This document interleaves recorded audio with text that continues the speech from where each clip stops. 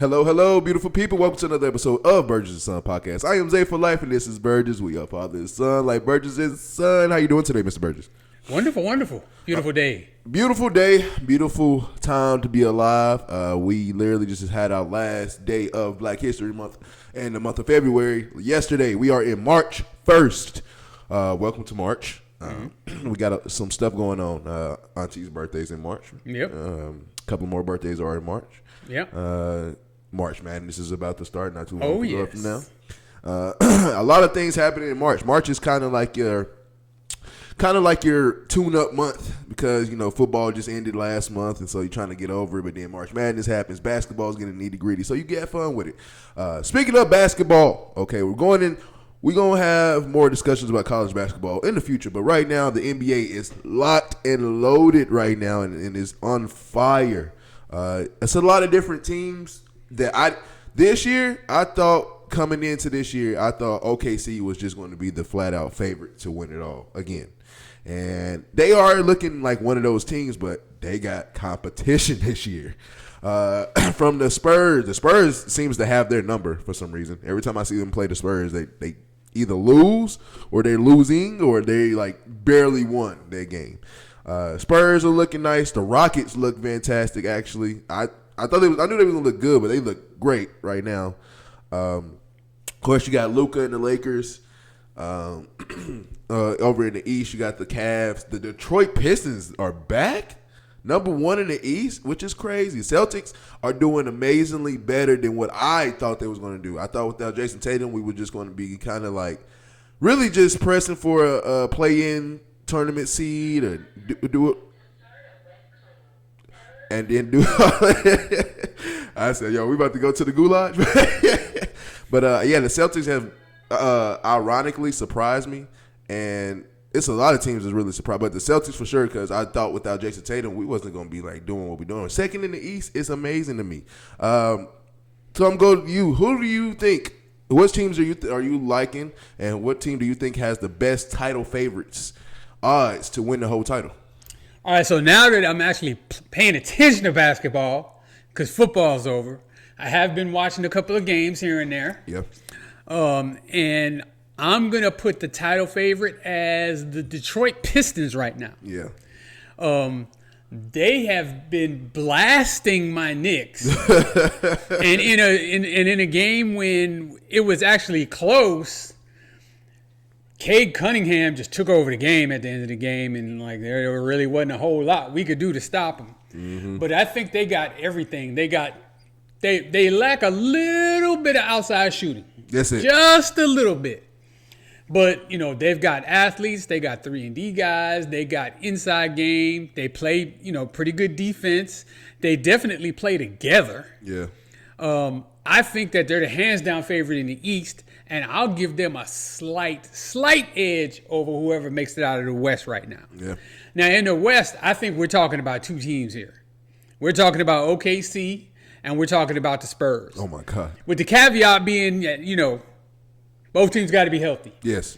Wemby got to be, you know, upright. Mm-hmm. Yeah. And OKC need everybody back. Yeah, and De'Aaron Fox has to be healthy too for the team to function. So I'm impressed with Houston, but I'm gonna disqualify them because I watched them play. They need a point guard. Yes. They need if ever a team needs a point guard, they got everything else. They need a point guard, and I know Van Vliet. How do you? Fred Van Vliet. Yeah, whatever. Yeah. went down in the preseason, and they really haven't done anything to replace him, or even try to get someone in there who's kind of serviceable as a point guard. I would have called Chris Paul. And when you have somebody like Kevin Durant on your team, and then you got Sagoon up front, I think you need a point guard to kind of, you know, help facilitate that.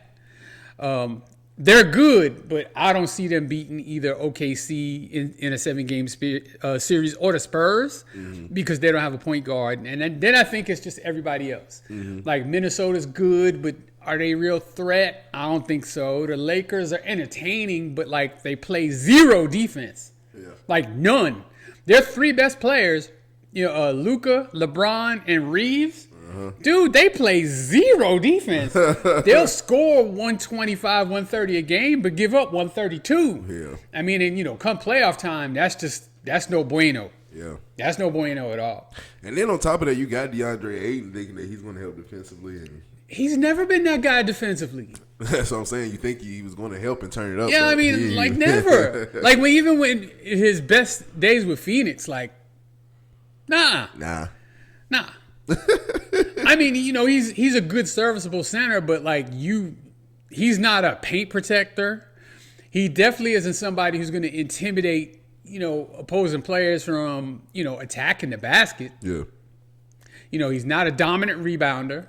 That's something the Lakers don't have, period. And I mean, to me, that's something where LeBron, I believe, should have adjusted his game as he got older, was to become a better rebounder. Because as the athleticism goes, he's smart enough to be able to get himself in position defensively.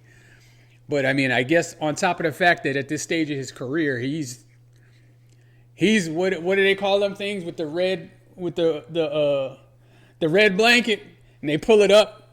And the bull goes past Matador. He just plays Matador defense right now. I mean, but really they all do. I mean, I think that's why the Lakers have no chance. Like that roster's set up in such a way that. And with that, I kind of give Bron a pass on not playing hard defense only because of like your age and really the stage of your career. Yeah. You really don't. You shouldn't be really forced to keep up with these young boys. Like you're 40 and they're 25 and 23 and in their primes and they're ready to go. And like, I mean, I understand, but like Luka's never going to be a good defensive player. Like, he's Luka has no excuse, and neither is Austin Reeves. So I mean, like you need guys around them that can kind of pick up that slack, and they just don't have it.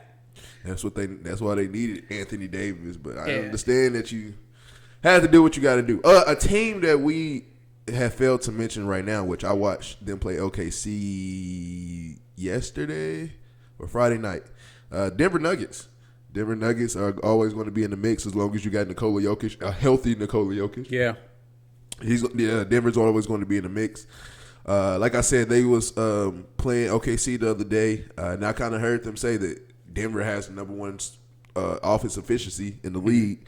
I'm just like, of course, with Jokic at your helm of your team, of course you're gonna have the number one offense. But dude, like I think they with the addition of Cam Johnson on their team, I think that helped them a lot. First of all, defensively and another shooter, because you kind of missed that when Bruce Brown left, and then now you got Tim Hardaway. Tim Hardaway is the most consistent, inconsistent guy on the planet, and like I love him because he's not afraid to pull it. But sometimes I'll be like, what are you doing? So, Tim Hardaway and Cam Johnson really helped that team go a long way. That's the team I said we didn't talk about, but I put them in the mix always. Okay, I'll go with you on that. I kind of left them out, especially my boys on that team. Aaron Gordon's one of my favorite players in the NBA. He's still going. Now he's the most consistent player. Very consistent. It don't matter what type of games, he's going to always have his like 15, 20 points, his rebounds and his assist game, and just his contribution to the game and to his team. Like he's just very consistent with it. But if you had to pick one team to win it all right now, all the chips. Pistons. Yeah, got to go with Detroit right now. Pistons versus Spurs finals? Flip a coin between the Spurs and the Thunder. Yeah. But I think Detroit could beat both of them. Yeah, really. But I think the Spurs would probably have a better chance of beating the Pistons. Just because of Wemby. Yeah, because of length and all that. Yeah. Wemby that's why he's an alien, dude. He makes you kind of question yourself of like, can I really go in and make this layup? It's right there. But he's like, no. Hey, and he'll come out to the 3-point line and block your shot too. Dude. So, I mean, yeah. You like, no, you were just down there. How'd you get out here so fast? Yeah. It's like, dude, like a tall 8-foot guy. Yeah, like me and your mom was in San Antonio last weekend, just having a little staycation. And we went into this little store, and they had one of them life-size cutouts of Wemby. Yep. And out of curiosity, I mean, it's not something I haven't seen before, but out of curiosity, I walked up to it, and I tried to, I reached my arm up, and I tried to touch the top of his head. I got to like his chin. And like, I'm 5'10". So, I mean, I'm definitely not the biggest guy. And I mean, if I was ever in the NBA, the last thing you'd want is me guarding Wemby. But, I mean, I was looking at it, and then I was like, how far away from him would I have to be to get a shot off? Far away. I'd have to shoot it from half court, and he'd have to be under the basket for me to really be confident that he's not going to block it. Yep. Dude, even Steph Curry one time, he had to arc his shot even more high. Like, Jesus. Like, I can't get over this tall motherfucker, man. Yeah. He's big. You say the Pistons. I don't know. I'm still up in the air, but I'm behind with the Pistons. I'm just glad the Pistons are actually relevant. It's kind of cool to see them relevant as many years as they have sucked and trying to get it right in the draft. I feel like Cade Cunningham. I feel like they did it right. They're one of the teams that we talk about the OKCs, the Kansas Cities, and now the Seattle's Seahawks of like being able to draft well with your draft picks and hit on your draft picks. And you're talking about with Cade Cunningham, Jalen Dern, and all these other cats they didn't draft, and then the cats they brought in from Duncan Robinson. Mm-hmm. Until Malik Beasley did what he did, but he had brought him in there too. But all of those players that they had brought in, and then they drafted, I think they did it well, and they did it great. And you seeing the results of what you can do well. And also, shout out to that head coach. I think he was a great coach with Cleveland, and they just, they're like, oh, we're not getting over the hump, which you only got over the hump one time with LeBron. So you really can't judge what the other coach is doing. But you got rid of that coach, and he brought you back up to relevancy after LeBron. Then he goes to the Pistons, and the Pistons are just as good. So that coach, I think he's a great head coach, and I think he's doing a fantastic job with the Pistons. I'm with you. I think the Pistons are the ones to look at as the favorite, and they have right now. They have my vote for winning it all right now. Moving on into the world of another sport, or really multiple sports. We just had the Winter Olympics. It came and went. For a lot of people are more into the Summer Olympics more than the Winter Olympics, but the Winter Olympics are still cool, from hockey to bobsledding to ice skating to curling. I love curling. Shit. I don't understand curling. I don't know what the fuck they trying to do, but it's cool to watch, man. Yeah, curling be lit, man. And then once you kind of see, you kind of understand a little bit, and you can kind of see what they're going for. And once they do it and they scream, you kind of scream with them like, yeah, let's go. But we've had a lot of storylines within the Winter Olympics from, I think they said Jamaica had another team in the bobsled. Yep, they did. So congratulations to Jamaica. I know they didn't win it, but congratulations on getting there again. Ice skate. We actually watched a couple of days of ice skating, the couples ones, and what was it? One Asian guy just crying his eyes out. Yeah, that was it. They won the gold medal. What was funny is like they were standing on center ice after they had made their gold medal winning performance, and he is bawling his eyes out, and the woman is just standing and looking at just, and he's like, it was the weirdest thing I've ever seen. Dude, it was funny though. I was having a ball with it. Yeah. But yeah, curling a little bit, bobsledding, and then ice skating. But then for sure, the one storyline that we're going to talk about, because we do live here, is United States winning it all, winning the gold medal in hockey. First time since the 80s. 1980. Yeah. The Miracle on Ice. Dude, and we're in this is 46 years later? Right? 66. No, not 4. Yeah, 46. He's trying to rush it. I'm like, damn, yeah, I was a kid when that happened. I ain't that old. Yeah, so we're talking about it. We are here. Congratulations to the men's hockey team. Like I said, 46 years later, winning a gold medal in the Winter Olympics. We are celebrating. We are hyped. That was a crazy-ass game, actually, going into overtime. I was here for it. Anything that impressed you over the Winter Olympics? Oh, of course, I like the whole drama of it because when you think of all of these athletes that, train for however, or really their whole lives, really, up to that point in a sport that's pretty obscure. You know what I'm saying? Almost all of the Winter Olympic, events are not, sports that we routinely watch. Yeah. Except for ice hockey. And I mean, to be honest, I don't even really watch that either. I really only watch hockey around postseason. But Keep that. But the thrill of victory, the agony of defeat, like it's the coolest part, and to see how excited they are. Some of the sports kind of trip me out, like the biathlon skiing, where they I think they ski like 12 miles or 10 miles or something, and on intervals they have to shoot targets. They're pulling guns out of their backpack. And seriously, and they're shooting targets, and you get penalized if you miss, and the targets are like this big. Damn. And it's a pretty good distance away. You got to be something of a skilled shot to make it, and you have to shoot 5 times, and if you miss a shot, you get penalized X amount of seconds. Yeah. So that was wild to me because it would change every at every station where they had to shoot. Somebody hit all 5, that's a huge advantage. Mm-hmm. Then you messed up and missed 2 or 3, and you got to stand there and wait, until your penalty's up before you can rejoin the race. Also, if you miss it, you got to stand there. Yeah, you get penalized. Damn. Yeah. That's crazy. It was wild. And it's called what?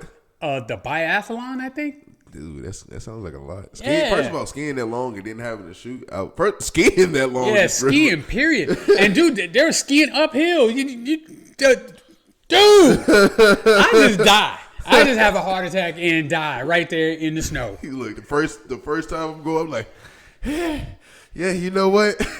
Yeah, y'all got it. Yeah, I mean, hey, I quit.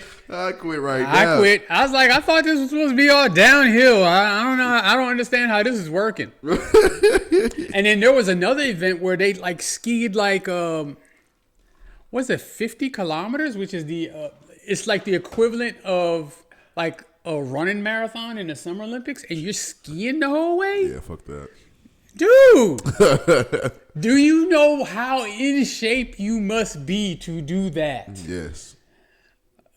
And how much how much training you doing over the course of years? Just for this one event. Yeah, and I mean, the drama with the ice skating, one fall. That's all it takes. Screw your whole thing up. Yeah. All you gotta do fall one time. Dude, I'm more impressed with ice skating because of when they jump and throw each other off and they're able to land on the blade perfectly. I'm like, first of all, I've been ice skating before, and my ankles hurt, and I barely was skating. So to land and jump and do all that, I'm just like, my ankles was hurting watching half of this shit. I was like, ow. The last time I went ice skating, I was like a teenager. And my ankles felt like I was guarding Iverson for 48 minutes. I mean, dude, that was pain. Pain, dude. My ankles. But I mean, again, they do so much training. Probably doesn't bother them. But yeah, still, I mean, it's an incredible feat. And then to be that acrobatic and do all that stuff, that's the balance, the power and the skill. Yeah, I mean, it's impressive. Yeah, and so that's why. Anytime the Olympics are on, period, winter or summer, I kind of be intrigued just because of the sport. Like you said, we don't watch these sports every day and all the time. So I'm intrigued about what's this and what's this. And I never heard of this or I never seen this. And this is how do you train for this? Yeah. And then, they do the backstories and stuff. Mm-hmm. And a lot of the stuff, they actually train, they train throughout the summer too. Yeah. They're on... Instead of ice skating, they're on rollerblades. Doing the same thing because there was the American who was a big deal with the speed skating, and they showed him, doing the training with the rollerblades in the summertime and stuff. So, but yeah, it's amazing to me, the work that goes in, and the fact that one teeny little mistake. It cost you your live stream. You put everything you can into this one event pretty much. Yeah. And one little mistake could absolutely destroy it. Just mess it up all the way. Yeah. And that sucks, man. That sucks. I don't know this, but do they have like, I know it's outside in winter, but I know some people still swim in like cold water like that. Do they have anything like that? I don't remember an event like that, but I do know that there's some local people who do that. Go like for like do really competitions. They call it polar bear swim, something like that. Yeah. Like it's kind of tradition in a lot of places. On January 1st, they jump into some frozen pond somewhere. Damn, right on that. Hey, I went swimming with my dad in Bermuda in 68 degree water. I didn't want to do that, dude. 30-degree water. Yeah, I mean, well, you got to cut a hole in the ice to get into. Nah, son. That ain't me. No. I'm good on that. Congratulations to all the athletes that participated in the Winter Olympics. Win or loss, gold medal to silver medal to bronze medal. You guys were very important, and your training did not go unnoticed. You put on an absolute show, very entertaining. Proud of all of y'all, man. Y'all keep going, keep grinding. If you didn't win this time, and hopefully you're able to be eligible for the next time, go try again. All you can do is just pray and win that gold medal. Be on the Wheatie box. That's what the prize was back in the days. Be on the Wheatie box. I haven't had a box of Wheaties in forever. Yeah, me neither. I don't miss it. Yeah, no. All right, dude. We have somebody coming back to fight full time. Yes, you know who it is. First of all, I think his first match is gonna be an expedition match versus Mike Tyson. But then he has a real match versus Manny Pacquiao that's gonna be at the end of the year, I think. Floyd Money Mayweather is back fighting again. I think we had this conversation before one time where I was like, shit. Floyd can never be broke, but at the same time, like, why do you continuously take these fights? I'm starting to question if he might be. See, that's what I'm like, yo, like, why are you you don't need these. I'm just saying. I mean, I understand, there's something you've been doing your whole life, and you love it. Maybe, I don't know. I mean, at this stage of your life, I mean, Floyd got to be pushing 50 at this point. Yeah, grandpa. He's the highest grossing prize fighter ever, meaning that he's made the most money boxing out of anybody that's ever walked the planet Earth. I know he lives a lavish lifestyle, which, of course, you have to keep funds coming in for that. Yeah. But you would think that with all the hundreds of millions of dollars that he's made, A, that he wouldn't be able to burn through all that, and then B, that he would have enough invested to be able to sustain himself for the rest of his life. Yeah. I mean, I don't understand how you go broke with hundreds of millions of dollars, but then again, I've never had hundreds of millions of dollars. Yeah. I'm pretty sure, there's people who can explain that to us, like Mike Tyson. But I don't understand it, and it just leads me to believe that, like, somehow he's hurting financially. I mean, I don't know this. But I've seen on the internet people kind of float that out there that maybe somehow he's struggling financially. I just don't understand why you do it. I don't. At least right now, at the point in your career, you have proved that you are, if not the best, one of the best to ever touch boxing, period. Undefeated record. Still doing what you're doing. Just really your presence alone should get you paid. Just you go to a boxing event and you just talk for 20 minutes. That's probably $20 million right there. 20 minutes of your time. And so, like, I like you said, I really don't understand it. I don't get it. I question a lot of stuff. Like, what are you doing with the funds that you have? And then on top of that, for the lifestyle that he's lived to this day and currently live, maybe his broke is having $200 million in the break. It could be. And, that's him being broke. And to us, we like, nigga, $200 million is $200 million. I mean, yeah, because, look, if Bill Gates woke up tomorrow with $200 million, he'd jump off a fucking bridge. You know what I'm saying? Mm-hmm. Me and you would be celebrating. It's like, no, I just got $200 million. You know what I'm saying? What we gonna do? So I mean, I guess it's all relative. Yeah. But it's like, but still, at this point in his life, what more does he have to prove in a boxing ring? Nothing. So, I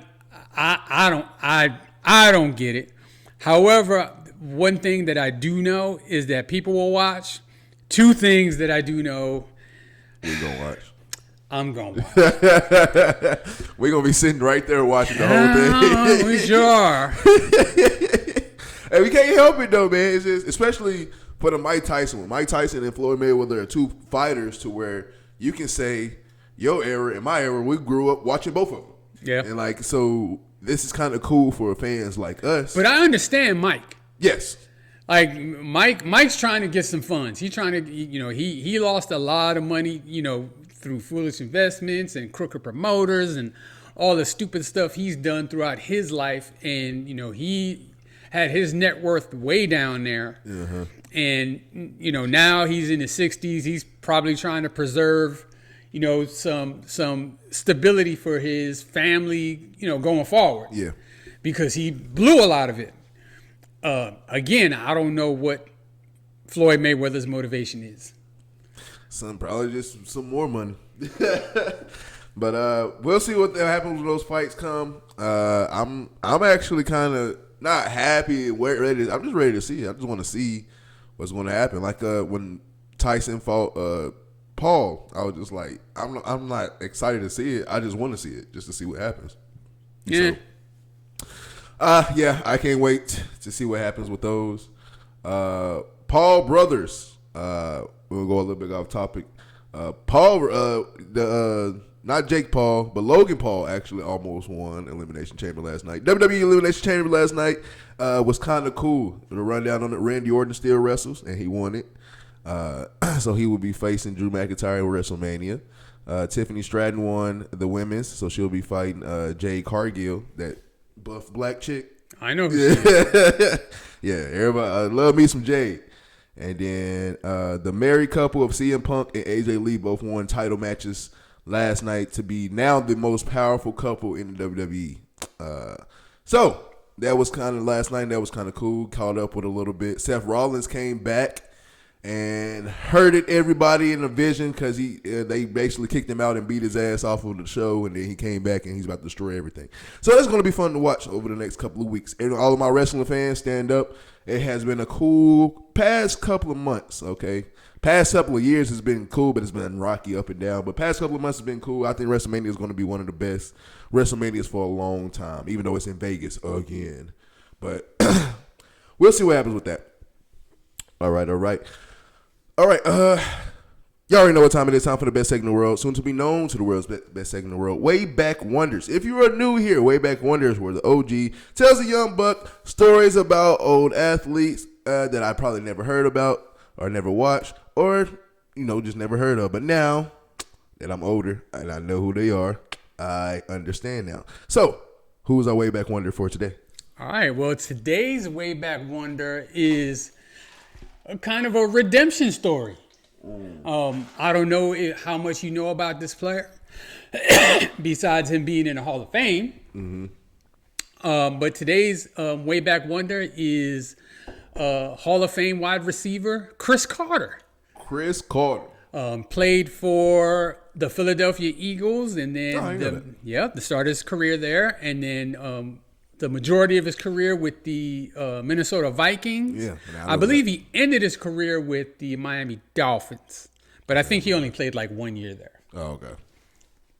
But he went to Ohio State, and he was even coming out of high school one of the top wide receiver recruits in the country. Huh. And he went to Ohio State and dominated there as a wide receiver. I don't believe he was like a number one draft pick. I think he was either second or third round. But the Eagles picked him. And he performed well initially, for the Philadelphia Eagles. Yeah. He played under head coach Buddy Ryan, who was the defensive coordinator for the 85 Bears and kind of de facto head coach, if you ask a lot of those Bears, especially on the defensive side. But when he got his own head coaching gig, he was with the Philadelphia Eagles. Mm-hmm. And they drafted Cris Carter. And Cris Carter, when he came into the league, admittedly, by his own admission, kind of had a big head about himself. Yeah. And he got mixed up in things that he shouldn't have. In particular, one thing, that old booger sugar. Oh, really? Yes. I did not know. Yes. So, as well as he performed with the Eagles, even though, I mean, he didn't perform with the Eagles as well as he did with the Vikings when he got there. But he wasn't prolific, but he scored a lot of touchdowns. Yeah. In fact, he prompted his coach to be critical of him by saying, all he does is catch touchdowns. That's a positive problem right there. But in any case, his life was kind of spiraling out of control because of his addiction issues. Yeah. And they ended up, I believe they released him. They outright released him. Damn. I believe. You're looking right at it. You can kind of see. Yeah. And he got picked up by the Minnesota Vikings, and he went to rehab and turned his whole life around. He immediately became a perennial all-pro wide receiver. Damn. And one of the things that I think of and that most football fans think of when they think of Cris Carter is outstanding hands. Yes, hands and footwork too. He didn't drop nothing. Yeah. And if it was in his vicinity, he was going to catch it. Yeah. And, kind of a physical guy. He had some speed, but, he wasn't a burner. But he was just super duper reliable. Yeah. And even at an advanced age, because he teamed up with Randy Moss later in his career. Mm-hmm. When Moss came in, he actually took Randy Moss under his wing, kind of, showed him the ropes. It was kind of like a father figure to him. Randy Moss even admits that. I still have like small arguments of I think that's one of the best wide receiver duos ever. Oh, there's no question. Yeah. And I mean, that was almost, I don't know if you can have a thunder and lightning type combo at wide receiver, but that would kind of be it. Yeah. Because Randy Moss would burn you deep. Yeah. And you couldn't stop Cris Carter in that intermediate. Mm-mm. And so you had to pick your poison. Literally. Because you weren't covering Randy Moss one-on-one. You're not. And if you double Randy Moss, you can't leave Cris Carter one-on-one. And either. And if you play a zone, Cris Carter will pick you apart. And they played with good quarterbacks. Randall Cunningham, Dante Culpepper, yep, Warren Moon. I was about to say Warren Moon was on that team, right? Oh well, I think it was only maybe 1 year or 2 years. Okay. All of these quarterbacks only played, except for Culpepper was there for a little while. Yeah. All black quarterbacks too. That's crazy. And they were the preeminent offense for a number of years. And there was 1 year they went 15-1 and should have went to the Super Bowl, except for their kicker who hadn't missed a field goal all season long. Missed one, yeah. In the NFC Championship game to seal the game, missed the only field goal he would miss all season. That's and nasty. They ended up losing. But he piled up some extremely impressive career stats. I believe well over 1,000 catches. Is that right? 1,000 catches. Oh, sorry. Yes. 1,101 receptions. Yep. I think he's in the top 10. And then his yards. Almost 14,000. 13,899. And how many touchdowns? 130. 130 touchdowns. That's a lot of touchdowns. Yeah. All I catch is touchdowns. But unfortunately for Cris Carter, he was one of those players that, of course, in the era that he played in, that's when they really started airing it out, and he didn't really get the respect of the Hall of Fame voters that he should have, and he had to wait a little while before he got in the Hall of Fame, which I can't stand that. Yeah, I hate it. There's nothing he did between the time that he was eligible to the time that he was actually voted in to make his case any better. Yeah, I feel like we literally go through that a lot. Yeah. I don't think he waited terribly long, but he did have to wait. Yeah. And so it was alcohol and drug abuse, including large amounts of ecstasy, cocaine, and marijuana. I didn't know about the X. But I mean, I definitely knew, but the key thing was the booger sugar. Yeah. So that's really what got him in trouble. I think they were testing for it all back then. So I mean, it really could have been any or all of them.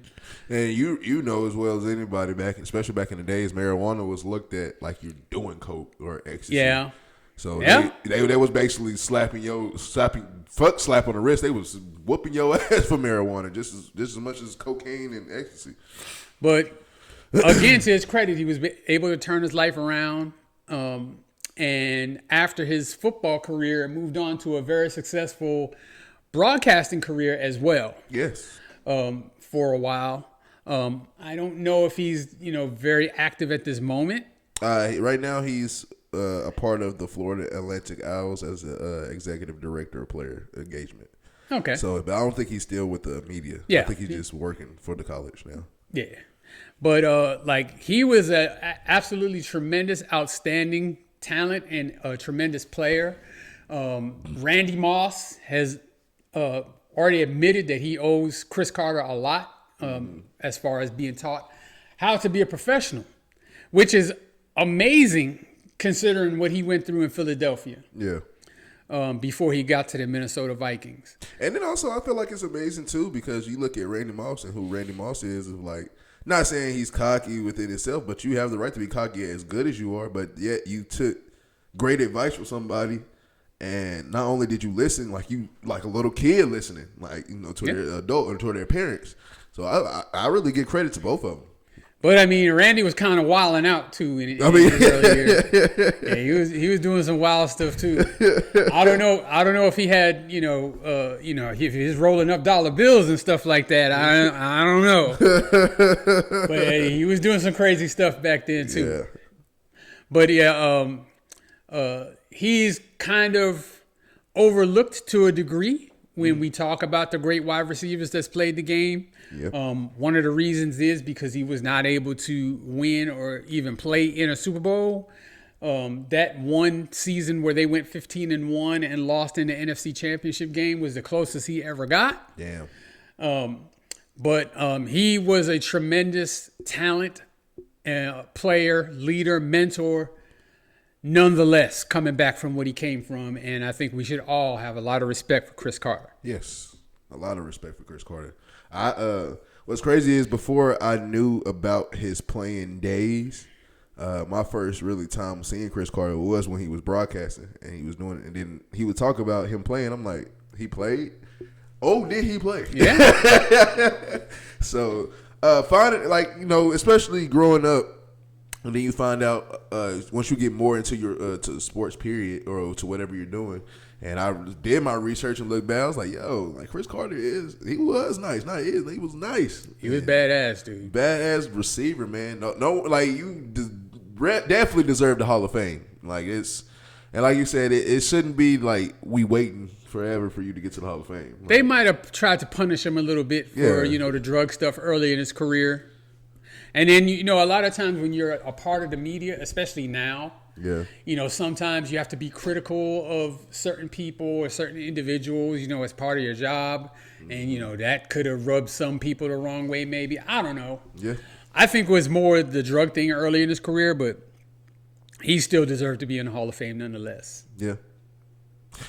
I definitely say for sure. Happy for Cris Carter. Definitely a pioneer when it comes to Ohio State receivers, period. Because now we actually got cases of over the years of is Ohio State really wide receiver you? Just look at the receivers they're putting into the league. And even recent, Jackson Smith-Njigba, and Marvin Harrison Jr., and maybe two of them that's about to come out within the next 2 years, and Jeremiah Smith and then Tate that's coming out this year. Ohio State produces some receivers now. There's been plenty of them, dude. Too many to really name right now. But that was a good one. I like that one.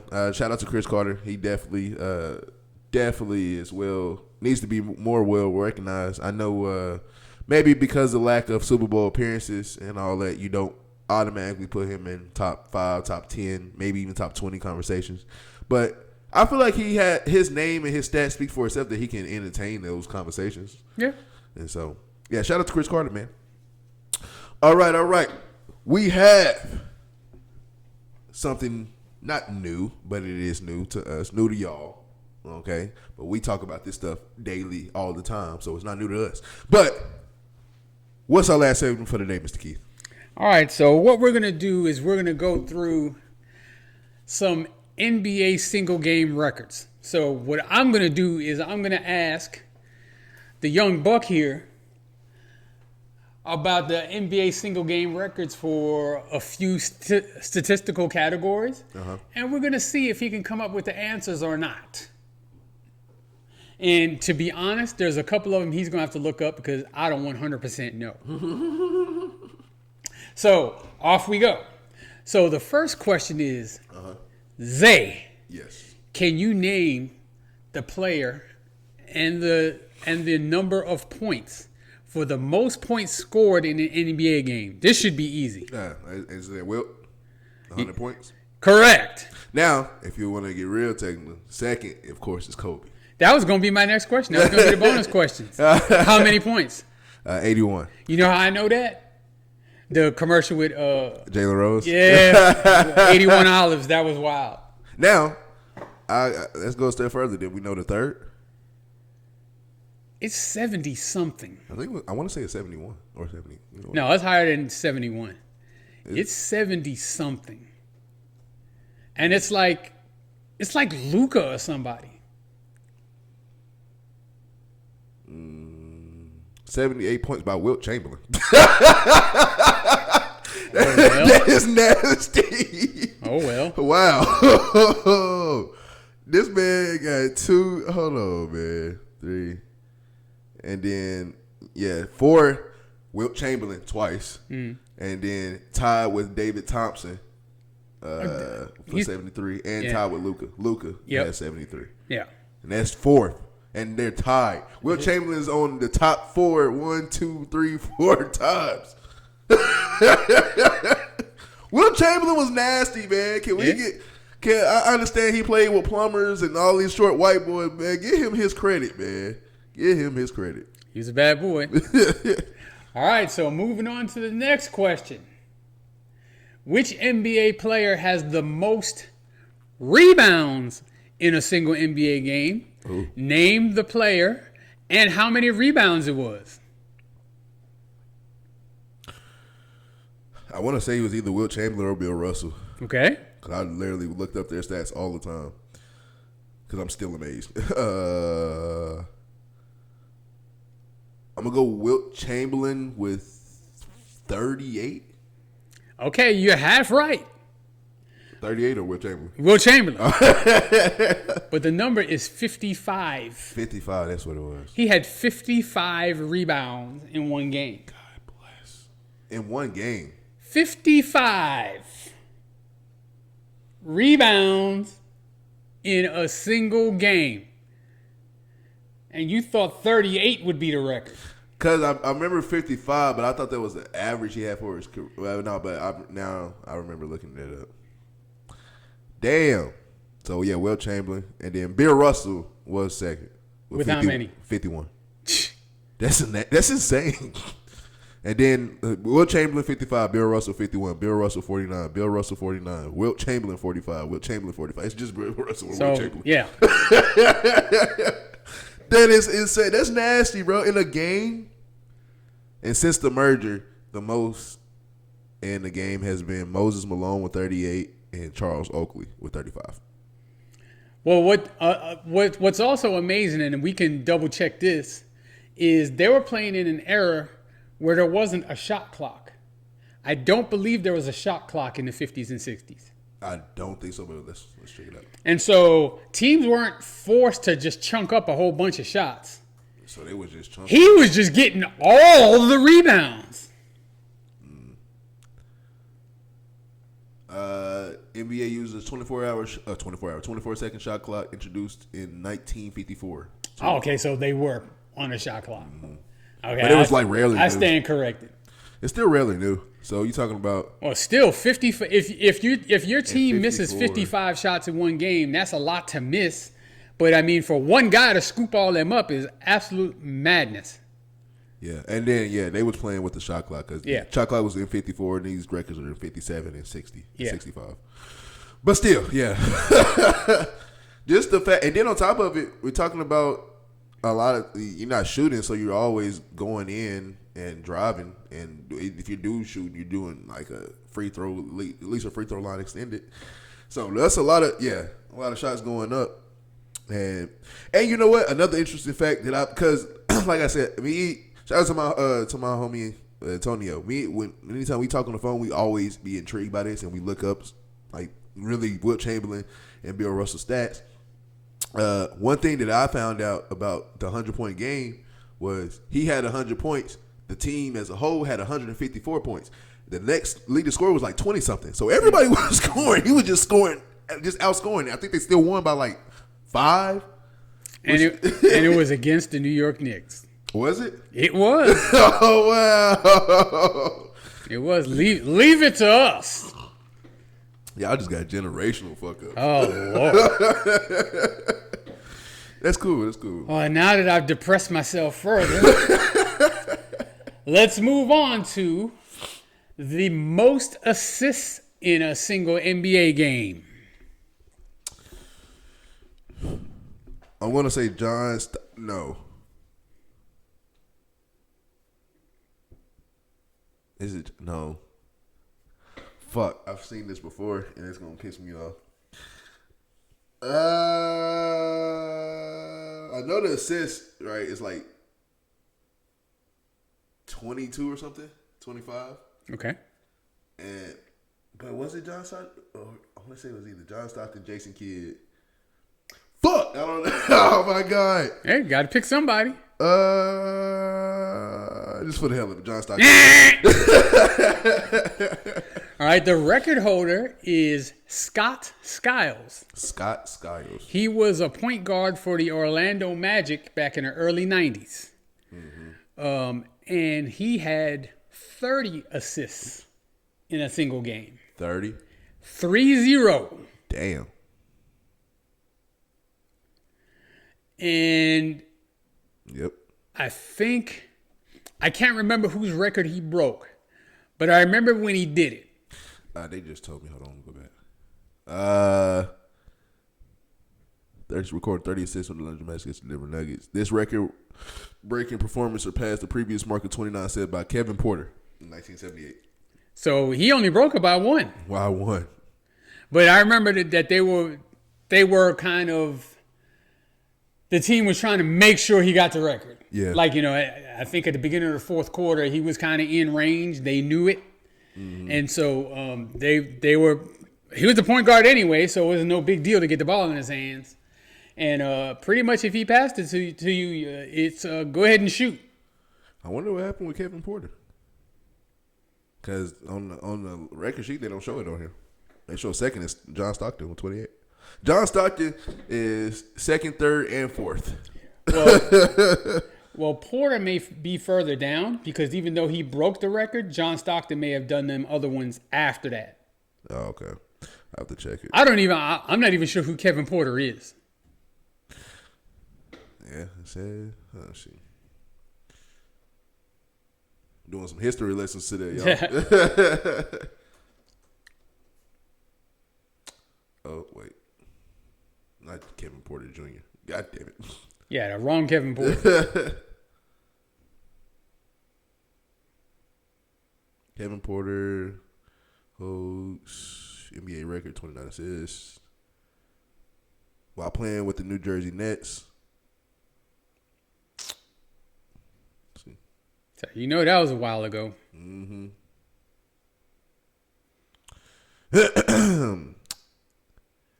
He was drafted in 1972 by the Baltimore Bullets. Yeah, they're not in Baltimore, and they are not the Bullets. Jesus. 4-time NBA assist leader. Yeah, that's mostly all. I don't know if they're trying to erase his history, but that's all I got on him. He was obviously a pretty good player. He lead the league in assists, 4 times he said? Yeah, 4-time NBA assist leader. 75, 78, 79, 81. Played for the Pistons, played for the Bullets, played for the Nets, Pistons again, Bullets again, and then Toyota Super. I don't know who that is. That's Japan somewhere. I don't know. I don't know. Especially when Toyota. Yeah, honestly, I never heard of him. That would have been before my basketball fandom for sure. Yeah, 6 foot, 170 pounds, so a nice small point guard. Like I said, drafted in 1972. So that's the year Mama was born. Yeah, and I was born the year before that. So I was 1 year old when he got drafted, and he played from 72 to 83, so he only had an 11-year career. I mean, that's pretty decent, especially for back then. Yeah, it's good. And small guy. And then look, 72, and you break the record in 75, so that's kind of cool. All right. Hey, you're learning something. All right. So, I mean, I didn't even know all the Kevin Porter stuff. Is that Kevin Porter's dad? Kevin Porter Jr. could very well be. Hold on. Check that out. Usually they show their kids. I don't think they show the kids. We'll figure that out. All right, next question. All right, so the next question. Which player has the most steals in a single NBA game?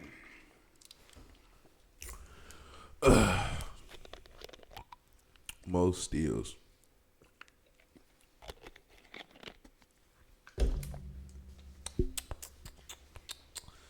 Trying to think defensive players like Gary Payton. John Stockton was a good defensive player. He used to get a lot of steals too. He's the all-time leader in steals. Really? Yes. I never knew that.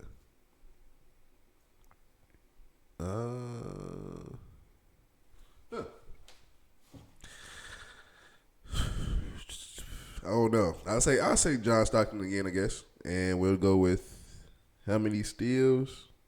22? Damn, dude, that's a ton of steals. So, wrong. And I don't blame you because I even had to look this up. The record is 11. Okay. 11 steals. It was done twice. Oh, yeah. One was by a player by the name of Kendall Gill. Okay. Who was a very talented and athletic shooting guard.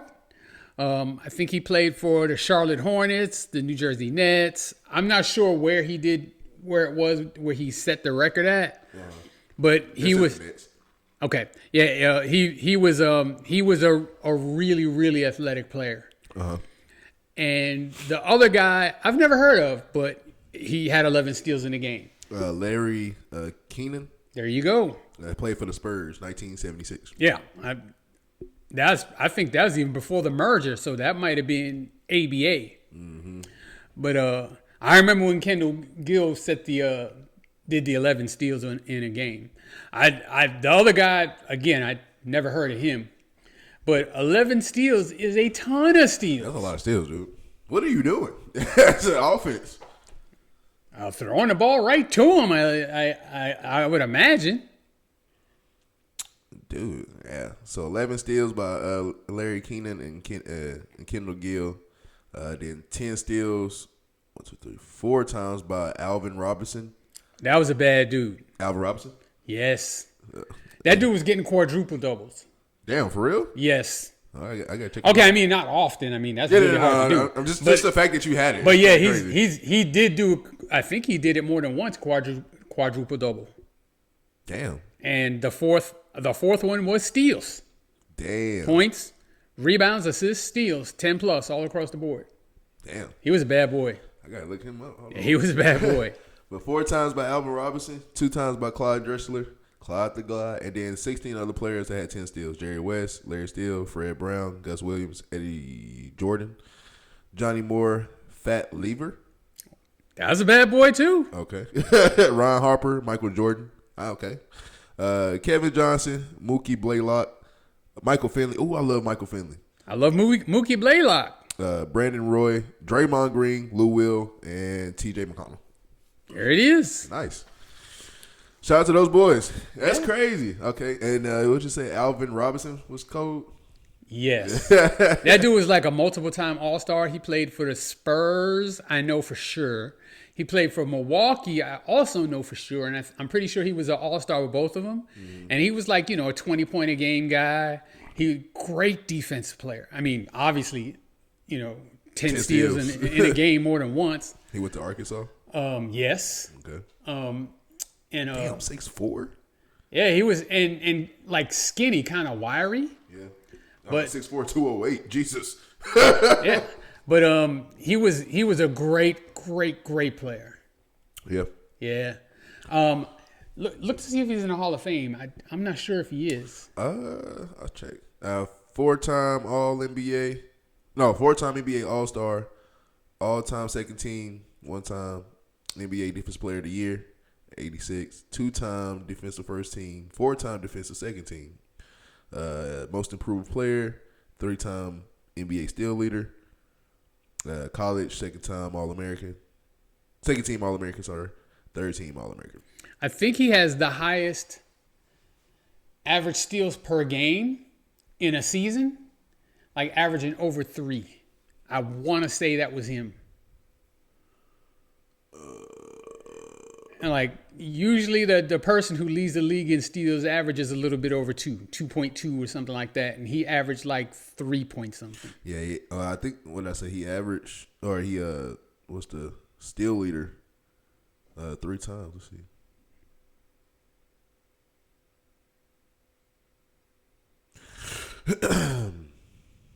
No, don't show me like that. But I just gotta look him up. But Hall of Fame, let me see.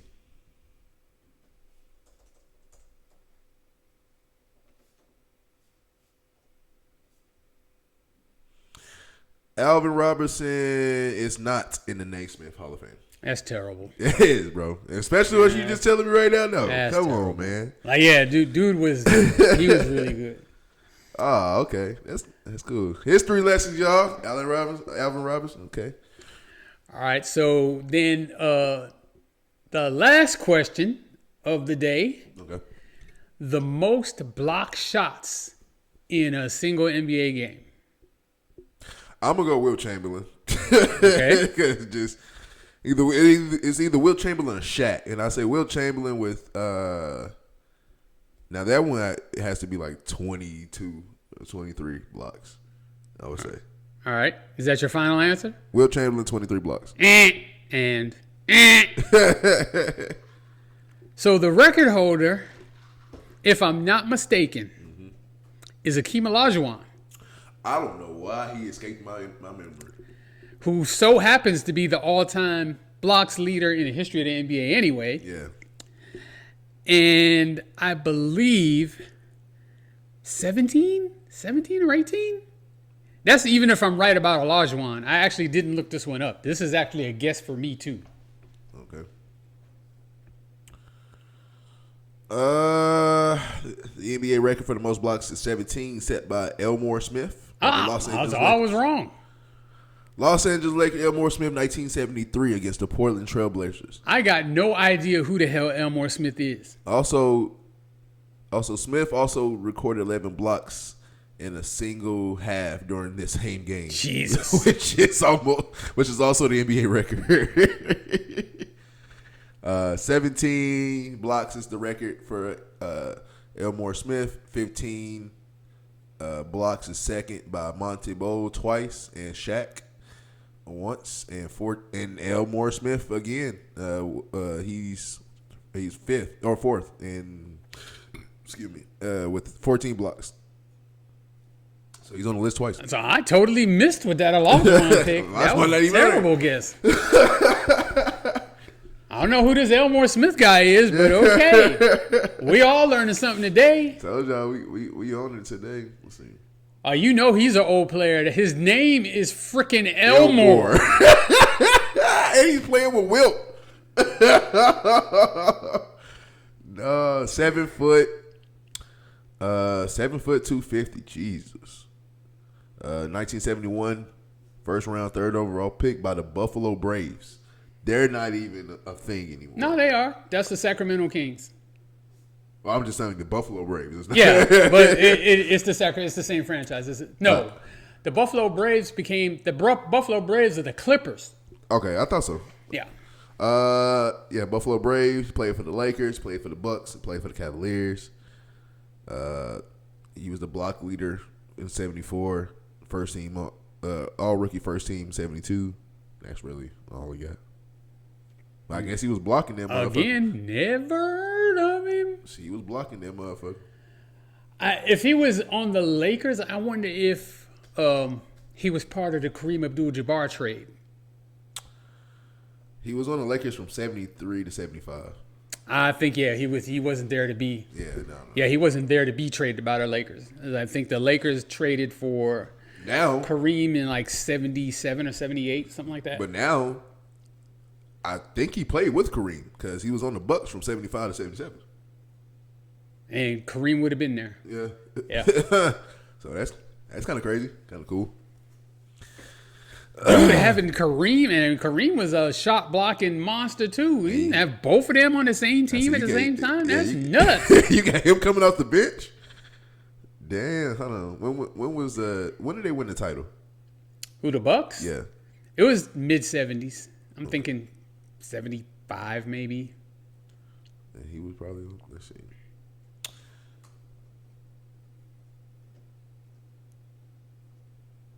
Oops. 71. 71? Damn. Yeah, they made a finals before that and lost. But the one they won, I think, was like they won one. They went to the finals and lost without Kareem, and then the next time they went to the finals, it was with Kareem, and they won. Lou Alcindor. Yeah. They got it. They got still. Yeah, I guess he hadn't changed his name yet. Man, that's crazy. Elmore Smith learning something new today. Yeah. Yeah, we got to keep doing this. This get me up on my game. I totally guessed it wrong with Olajuwon. That was a good one though. I like that one, and we learned some more stuff about that one. That was cool. That was cool. All right. Thank you guys for joining us today. As y'all know, we talked about at the beginning of the show. We are in March. So March means that it's about to be the NFL Combines. And that's going on right now. It's going on. Okay, so I know it's either coming up or it's starting now. So we got that coming up, and then after that we got the draft. Is it way too early to start thinking about NFL? We gotta let it die a little bit first. Let it die just a little bit. But I'm happy and I'm excited about the combine. Really, actually, you know what? I did see a tight end from Oregon, Sadiq, fastest tight end at the combine. Yeah. So he had a really good combine. Hey, he helped himself. Oregon product. I think he's going to be looked at as I know he's positioned as tight end, but for a tight end, he's smaller, so you can go receiver tight end, kind of like a Kyle Pitts. Mm-hmm.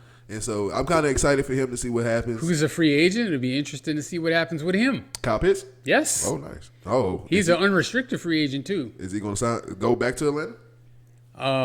They don't know. Well, we don't know. You know what? He's going to command top dollar. Yes. Do you think he deserves it though? If there's a team willing to pay it, then yes. Yeah. Okay. So I'm just gonna go with what I always go with. Hey, the market determines your value. Pretty much. what I think don't mean shit. Clearly. But I'm pretty sure he'll get top dollar wherever he goes. Yeah. I'm pretty sure Atlanta's not gonna want to pay him top dollar. No.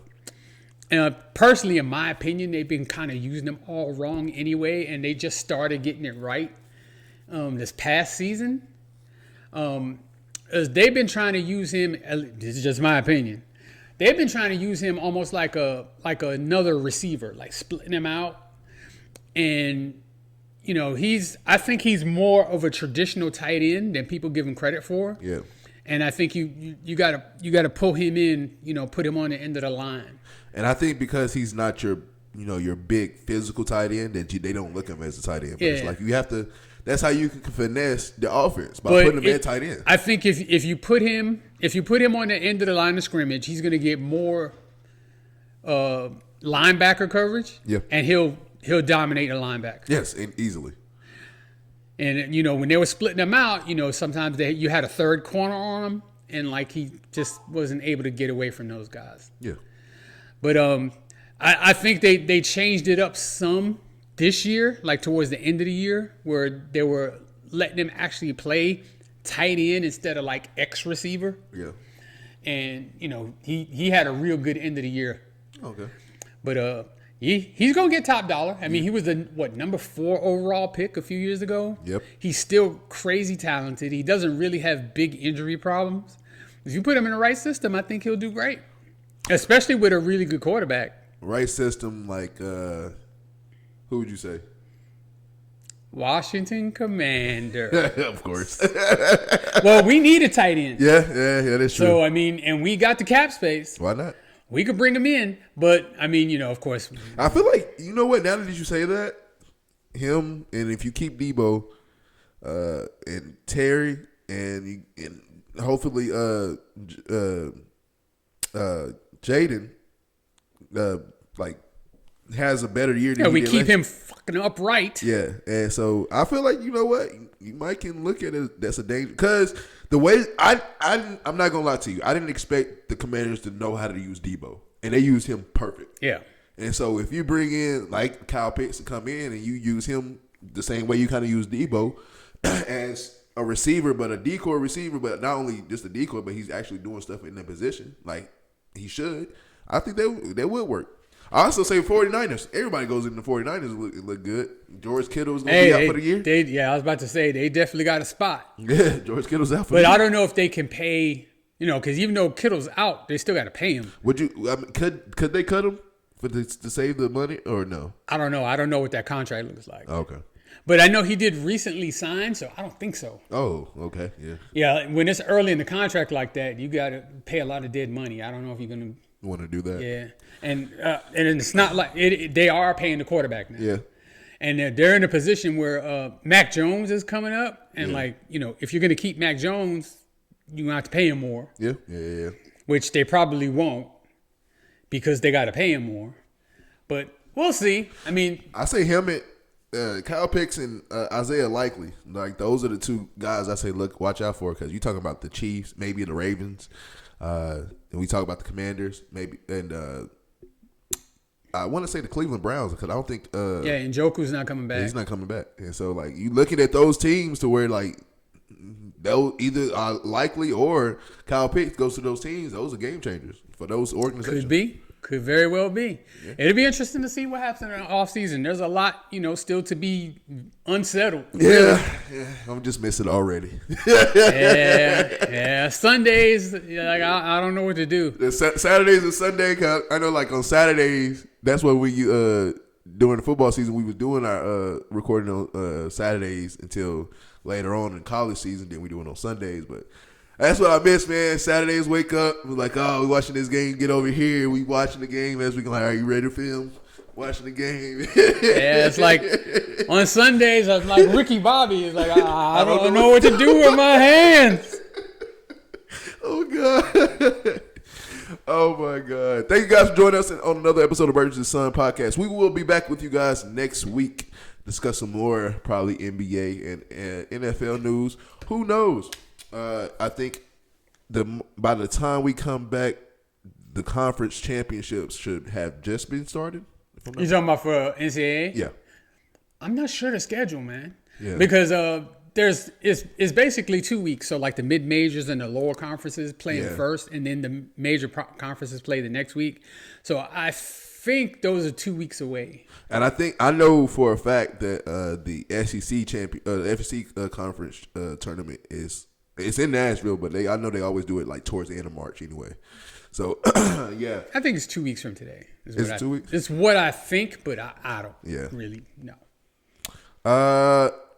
Yeah. So get ready for that. I think it's gonna be amazing. Hey, Texas girls, I seen them in person. Watch out for those Texas girls. I think right now we got UConn and South Carolina, but Texas women. They have a chance of winning it all this year. I stamped that. All right, so thank you guys for joining us, and we'll see y'all next week. Till next time, I'm Zay for Life, and we are